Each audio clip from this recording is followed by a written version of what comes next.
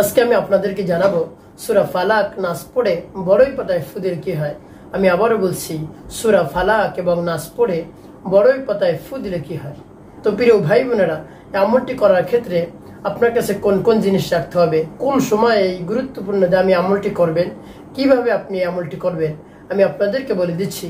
অতি সহজেই অল্প সময় আপনি আমলটি করতে পারবেন, তাহলে আপনি উপকৃত হতে পারবেন এবং লাভবান হয়ে যাবেন। তার কারণ হলো, যে এই সমস্যার জন্য এই আমলটি আপনি করবেন, অধিকাংশ মানুষের মধ্যে সেই সমস্যা রয়েছে। এই জন্য অবশ্যই এই আমলটি আপনি শিখে রাখুন। তাই বিস্তারিত জানার জন্য এবং আমলটি শিখে রাখার জন্য ভিডিওটি শেষ পর্যন্ত দেখার অনুরোধ থাকবে। এবং আমার চ্যানেলে যদি আপনি নতুন দর্শক হয়ে থাকেন, তাহলে নিত্য নতুন ইসলামিক ভিডিও সবার আগে পেতে আমার চ্যানেলটি আপনি সাবস্ক্রাইব করে রাখুন। তো প্রিয় ভাই বোনেরা, কোন সময় আমলটি করবেন? ফজরের নামাজ জামাতের সাথে আদায় করে আপনি আমলটি করা শুরু করে দিবেন। তো এই আমলটি করার ক্ষেত্রে আপনার কাছে কোন জিনিস রাখতে হবে? আপনার কাছে 7টি বড়ই পাতা রাখবেন, আর সেই বড়ই পাতাগুলো একেবারে পরিষ্কার করে নেবেন, ধুয়ে একেবারে পরিষ্কার করে নেবেন। তারপরে আপনি সেই বড়ই পাতাগুলো ব্লেন্ডার করবেন বা পিষে নেবেন। তারপরে সেই বড়ই পাতাগুলো আপনি 1 গ্লাস পানির সাথে আপনি মিক্সার করে দিবেন। তারপরে সেই গ্লাসটা আপনার সামনে ডেকে রাখবেন। তারপরে আপনার যদি অজু না থাকে, আপনি উত্তম রূপে অজু করে আসবেন। তারপরে পবিত্র একটি স্থানে বসে আপনার গুনার কথা স্মরণ করে আপনি ক্ষমার উদ্দেশ্যে, তওবার উদ্দেশ্যে, গুনাহ মাফের উদ্দেশ্যে আপনি 3 বার ইস্তিগফার পাঠ করবেন। আস্তাগফিরুল্লাহ রাব্বি মিন কুল্লি যামবিন ওয়া আতুবু ইলাইহি লা হাওলা ওয়া লা কুওয়াতা ইল্লা বিল্লাহিল আলিয়্যিল আযীম। এভাবে ইস্তিগফার পাঠ করা হলে তারপর আপনি 3 বার দুরূদ শরীফ পাঠ করবেন, যেমন আল্লাহুম্মা সাল্লি আলা মুহাম্মাদিন ওয়া আলা আলি মুহাম্মাদ কামা সাল্লাইতা আলা ইব্রাহিম ওয়া আলা আলি ইব্রাহিম ইন্নাকা হামিদুম মাজিদ। আল্লাহুম্মা বারিক আলা মুহাম্মাদিন ওয়া আলা আলি মুহাম্মাদ কামা বারাকতা আলা ইব্রাহিম ওয়া আলা আলি ইব্রাহিম ইন্নাকা হামিদুম মাজিদ। এভাবে ইস্তিগফার এবং দুরূদ শরীফ পাঠ করা হলে আপনার সামনে যে পানির গ্লাস থাকবে, সেই পানির গ্লাসে আপনি ফু দিবেন না। তারপর আমার দেখানো নিয়ম অনুযায়ী আপনি সূরা ফালাক পাঠ করবেন, যেমন বিসমিল্লাহির রহমানির রহিম কুল আউযু বিরাব্বিল ফালাক মিন শাররি মা খালাক ওয়া মিন শাররি গাসিকিন ইযা ওয়াকাব ومن شر النفاثات في العقد ومن شر حاسد إذا حسد।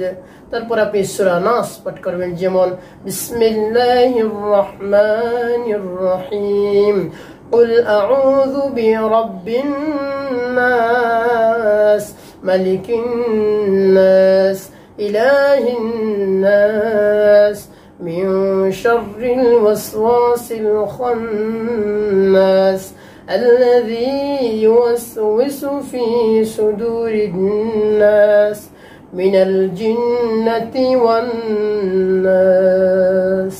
এভাবে সূরা ফালাক এবং নাস যখন পাঠ করা হবে, তারপর আপনার সামনে যে পানি থাকবে, সেই পানির মধ্যে আপনি একটি ফু দেবেন। তারপরে আপনি আবারও পাঠ করবেন, যেমন বিসমিল্লাহির রহমানির রহিম কুল আউযু বিরাব্বিল ফালাক মিন শাররি মা খালাক ওয়া মিন শাররি গাসিকিন ইযা ওয়াকাব ওয়া মিন শাররিন নাফাসাতি ফিল উকাদ ওয়া মিন শাররি হাসিদিন ইযা হাসাদ।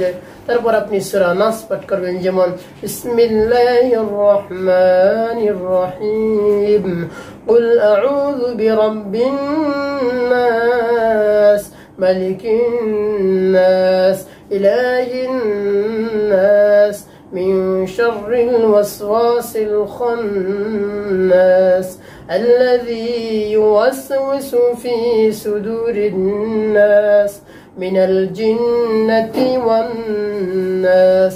এভাবে যখন ফালাক আর নাস পাঠ করা হবে, তারপরে আপনার সামনে যে পানি থাকবে, সেই পানির মধ্যে আপনি আবার একটি ফু দেবেন। তো প্রিয় ভাই বোনেরা, এভাবে একই সাথে সূরা ফালাক নাস 7 বার পাঠ করে আপনি 7টি ফু সেই পানির মধ্যে দিবেন। সর্বশেষ 3 বার দুরূদ শরীফ পাঠ করবেন, সাল্লাল্লাহু আলাইহি ওয়াসাল্লাম, সাল্লাল্লাহু আলাইহি ওয়াসাল্লাম, সাল্লাল্লাহু আলাইহি ওয়াসাল্লাম। এভাবে দুরূদ শরীফ পাঠ করে 2টি ফু আবার সেই পানির মধ্যে দিয়ে দিবেন।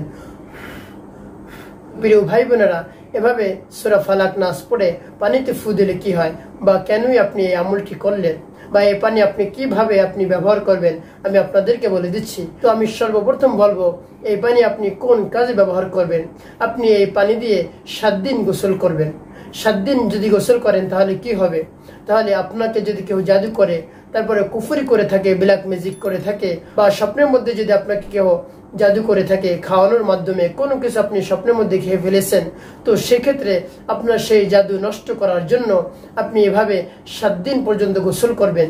তো যখন আপনি গোসল করবেন তখন আপনি মনে মনে নিয়ত করবেন, হে আল্লাহ, আমার শরীরে যত ধরনের জাদু রয়েছে, কুফরি রয়েছে, আবার ব্ল্যাক ম্যাজিক রয়েছে, সব আপনি দূর করে দেন। খাওয়ানোর মাধ্যমে যত ধরনের জাদু করেছে সব কিছু আপনি দূর করে দেন, সব কিছু থেকে আমাকে মুক্ত করে দিন। এভাবে আপনি আল্লাহ রাব্বুল আলামিনের কাছে সাহায্য চাইবেন। অবশ্যই অবশ্যই আল্লাহ রাব্বুল আলামিন আপনাকে সাহায্য করবেন এবং আপনি উপকৃত হতে পারবেন। এর জন্য আমার দেখানো নিয়ম অনুযায়ী এভাবে আমল করুন। আল্লাহ রাব্বুল আলামিনের উপর পূর্ণ আস্থা রেখে, ভক্তি রেখে, বিশ্বাস রেখে আমলটি করুন, আপনি উপকৃত হতে পারবেন।